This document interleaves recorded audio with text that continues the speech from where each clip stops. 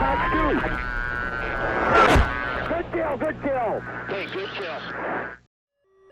Welcome back to another video, guys. We're here once again with the F-14B Tomcat, one of my favorite modules of DCS. And I like it because, like I've said in other videos, it's difficult to control the Tomcat. You gotta tame this thing a little bit. And I love the challenge of going against something like a Hornet, which is what we're doing here today. Into the merge here. Now that Hornet's gonna try to keep me one circle, and I'm gonna try to force 2 circles without getting myself killed. And that is gonna be challenging for the Tomcat. As long as I don't get greedy and I don't pull him into the HUD, then I should be okay. And you just gotta avoid that Hornet nose at all costs. That thing will surprise you the way that it'll come around. And so you see me flying to his high 6. I'm trying not to drag him into the HUD. You don't want to do HUD BFM. Remember that HUD BFM causes high aspect situations, which allows your bandit to neutralize the fight into a 1 circle. So just avoid that at all costs. Keep him 40 to 45 degrees off the nose in the assessment window, just above the canopy bow. That's flying leg. You're going to build your energy. Keep him there until you have good parameters, good speed, good aspect, then pull him into the HUD and light him up. And if you can do that, you'll be a very, very difficult opponent for just about anybody. Come on. Into the pipper. Yes. He just got too slow at the top there. There you go. Bandit got too slow at the top. You cash in your energy, pull him into the HUD, and kill him. And there you go. Splash 1 Hornet.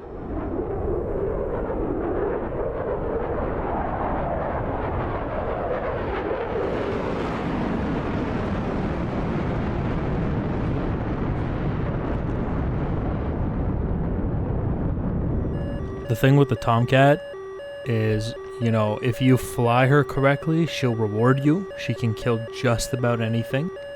And if you are not kind to her, if you pull too hard on the stick, if you don't use your rudders correctly, etc., etc., you do end up in a situation where the Tomcat tries to kill you. So the Tomcat is very much a double-edged sword.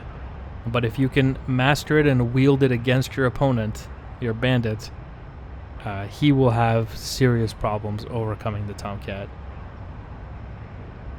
Within reason, of course. The Tomcat does have its limitations. Now, we are going to try to keep him once again in the 2 circle. The thing with the Hornets is they will try to entice you into 1 circle fights. They'll sometimes do that by giving you their 6 almost, and then they'll bleed their speed and nose counter. Before you know it, you're pretty close to them. They'll force an overshoot. They want to bring you into their control zone. Get you a little too close. Look at this. Look at this. Come on. If I don't kill him here, I'm in trouble. Nice. Yeah, that was about to become a serious problem. You see what I was saying about them wanting to bring you in close. Sometimes it ends like that.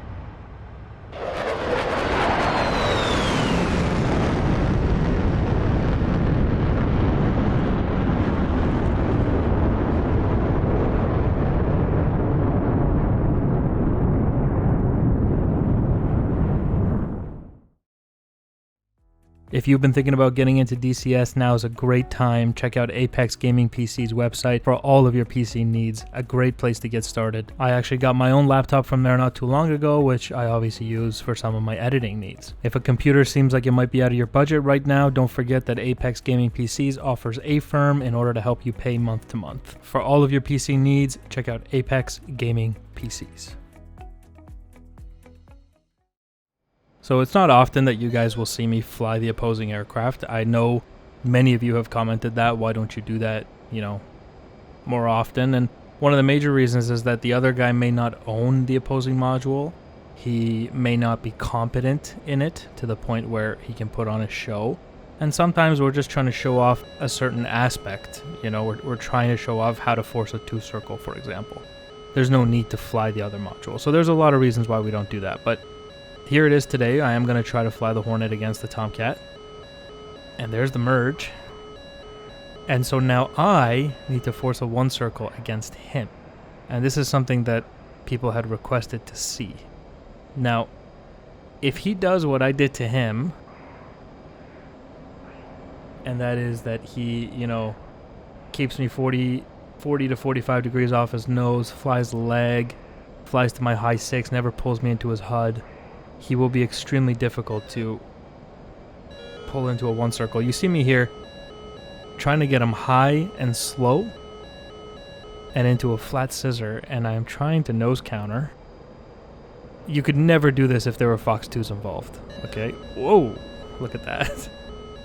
It's risky. It's not a game without risk. And yeah, if this was a Fox 2 fight, if there were missiles involved, we have missiles, but we're not. It's actually a guns fight. You would never be able to do this. Look at the Hornet now.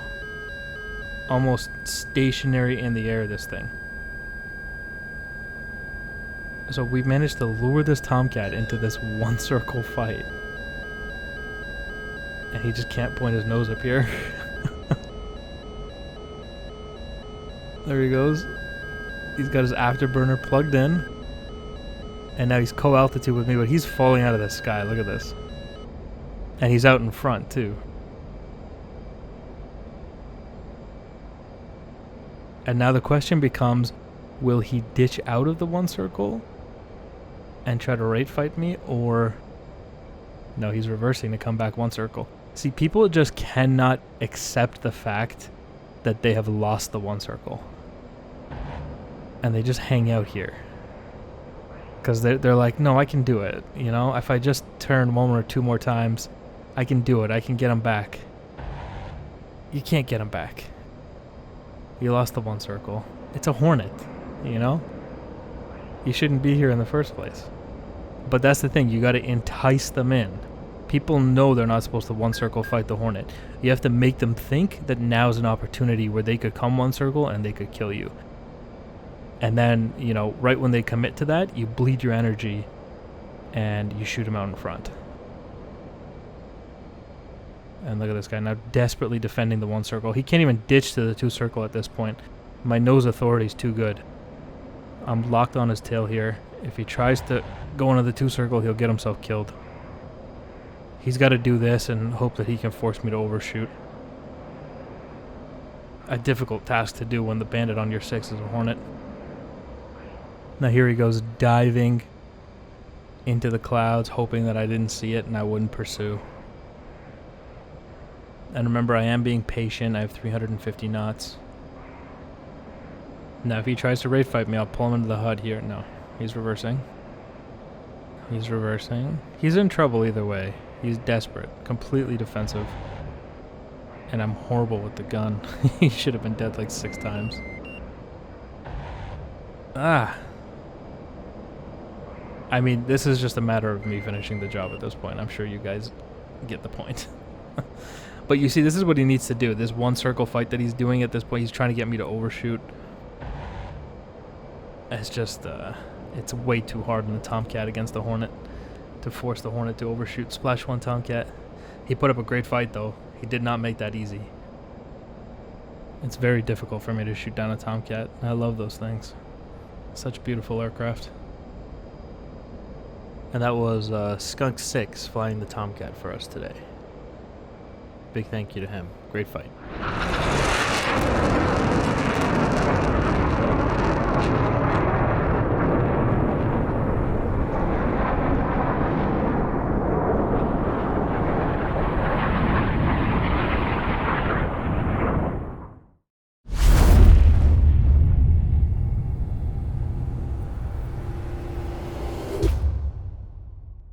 Alright guys, let's do a real basic review here into the merge, and you can see we're going to go for the one circle in the vertical, that is, but it's still one circle, it's nose to nose.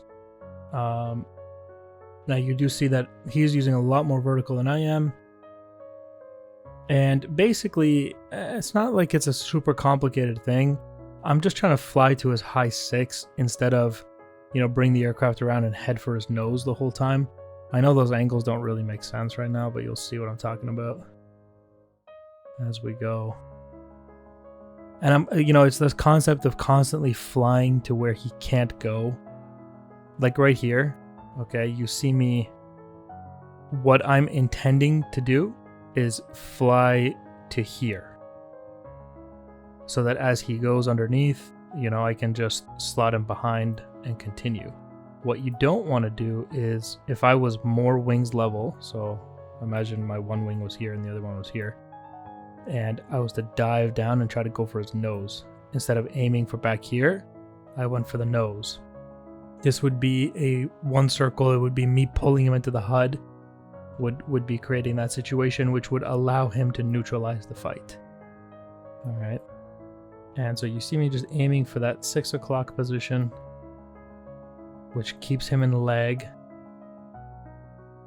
And even up here, now this is an easy kill right here because he gets kind of slow at the top here. And as he gets slow, he realizes that he dumps his nose. Now at this point, you can see me pulling him into the HUD. This is my HUD. So now I've pulled him into the HUD. I've made a determination at this point, so you can see I'm flying lag, because the HUD's right here. And so we're lag, and then I look at him and I'm like, oh yeah, he's slow. That's a slow Hornet in the vertical. And I'm like, okay, let's pull him into the HUD. So this is when the parameters are met, when you think you can kill him, that's when you pull him into the HUD. And so you can see he realizes this. He sees my nose coming around. So if you switch to him, get rid of this. This is what I need. So if we look at me, if you look at him looking at me, let's get rid of the labels real quick. You're going to see that he can see a full frontal profile of my aircraft. This means that I am flying pure pursuit on him. And momentarily I'm going to go lead, which is going to be rounds on target, right? And he knows that I'll be pulling lead when he sees underbelly of the aircraft. When he sees me flying lag, so let me find a better situation. That was decent, but I think we can find a better one. Okay, so when he sees me flying lag, you can see top of my aircraft. Okay. As I fly to pure, you see front profile. So this is lag pursuit, and then look at that lag pursuit transitioning to pure. You see that? Even from here, this is still lag, because when he looks back, he can see the top part of my aircraft a little bit. And then watch, but if he's watching me, he should be seeing a transition from lag to pure, which should be setting off alarms in his head that this guy's about to shoot at me. And as you continue to watch, you see that full frontal profile. He is now pure pursuit, which means I have him in my HUD. And he starts defending, realizing that. And as it transitions to lead, you'll see underbelly. As you can see here, you can see a little bit of underbelly. This is the bandit pulling lead to take a shot on you. You never want to wait for a lead to start jinking. That's already too late.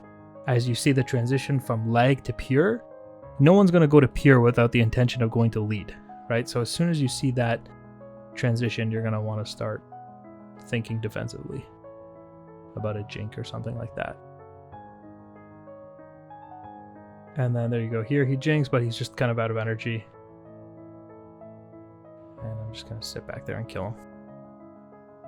Splash 1 Hornet. Okay. That's going to be the video for today, guys. Thank you for watching, and I'll see you in the next one. Bye, guys.